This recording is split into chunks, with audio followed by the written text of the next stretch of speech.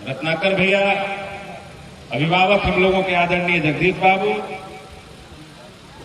विजेंद्र जी जो इस इलाके के लिए अपरिचित नहीं हैं, युवा साथी हैं हम लोगों के, उमाशंकर बाबू, हम लोगों के साथ चलकर आए हम लोगों के छोटे भाई अशोक जी, हम लोगों के साथ चलकर आए शत्रुघ्न जी, साथ चलकर आए युवा साथी मनीष जी। इस कार्यक्रम के जो संचालन करता है युवा साथी हैं हमारे, आज मैं यहां आया हूं तो रंजीत जी के माध्यम से यहां पर उपस्थित हुआ हूं, उनको भी मैं कोटि कोटि धन्यवाद देता हूं। छोटू आलम जी, सोहन मिस्त्री जी, गुड्डू जी, टीम है, छोटा भाई मेरा, तमाम यहां पर जितने खिलाड़ी बंधु हैं, सभी लोगों का, दोनों टीमों के सदस्यों का, प्लेयरों का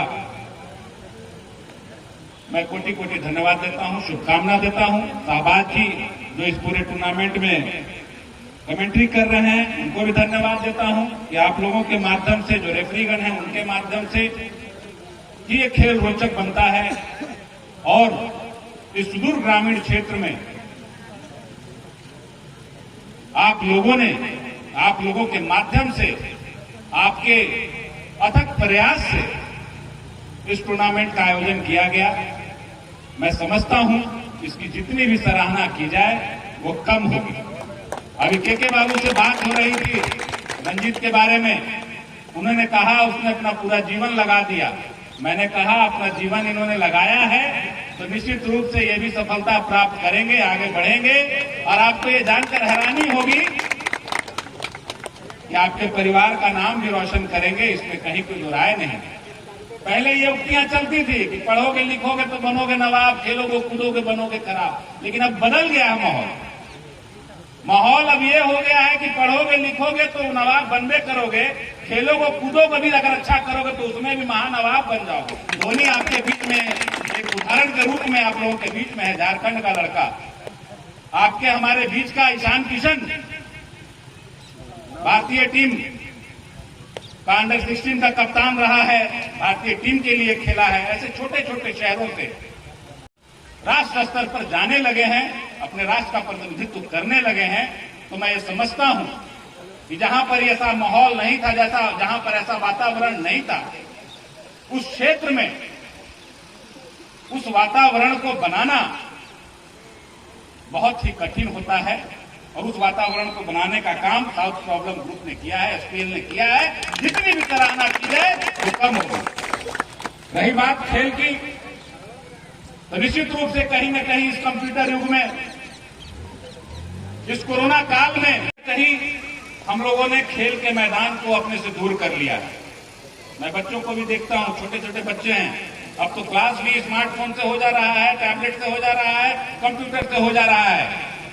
कहीं न कहीं वो ग्राउंड, वो मैदान छूटता जा रहा है बच्चों से, और जिसका नतीजा ये है कि तरह तरह की बीमारियां हमारे समाज में घर करते चली जा रही हैं। तरह तरह की बीमारियां, जिन बीमारियों का नाम हमारे पूर्वजों ने सुना तक नहीं था, उन बीमारियों से आज बच्चे ग्रसित हो जा रहे हैं। ये क्यों हुआ, ये क्यों हो रहा है, हम सबों को सोचने की जरूरत है। आज पूरा विश्व हम लोगों को कंप्यूटर पे मिल जाता है, टैबलेट पे मिल जाएगा, मोबाइल फोन पे मिल जाएगा। पूरा विश्व, अमेरिका में कोई बैठा साथी है, आप उससे कनेक्ट हो जाइएगा, उससे बातचीत कर लीजिएगा, उसको देख लीजिएगा, वो आपको देख लेगा। उस कड़ी में कहीं न कहीं हम लोगों ने शारीरिक जो खेल था, फिजिकल जो एक्टिविटी थी, शारीरिक जो गतिविधियां थी, उसको कहीं न कहीं हम लोगों ने रोक दिया। कहीं न कहीं हम फुटबॉल से दूर होते चले गए, कहीं न कहीं हम क्रिकेट से दूर होते चले गए, कहीं न कहीं हम गुल्ली डंडे से दूर होते चले गए। और क्या ले लिया? पबजी खेलते हैं हम लोग। लूडो भी खेलना है तो मोबाइल पर खेल ले रहे हैं। तो कहीं न कहीं इन चीजों से इनकी अच्छाइयां हैं कि इनकी बुराइयां भी हैं। और सबसे बड़ी बुराई मैं मानता हूं, सबसे बड़ी बुराई कि बच्चों को खेल के मैदान से इन सब जो तकनीकी जो हम लोगों के पास सुविधाएं हैं बच्चों को खेल के मैदान से मरहूम कर दिया है, जिसके कारण ऐसी बीमारियां हमारे समाज में घर कर गई है।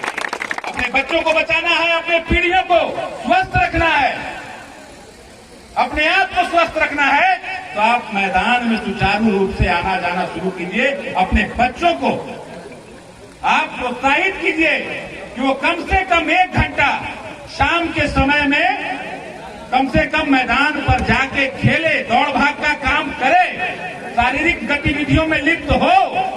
या आप उत्साहित कीजिए अपने बच्चों को।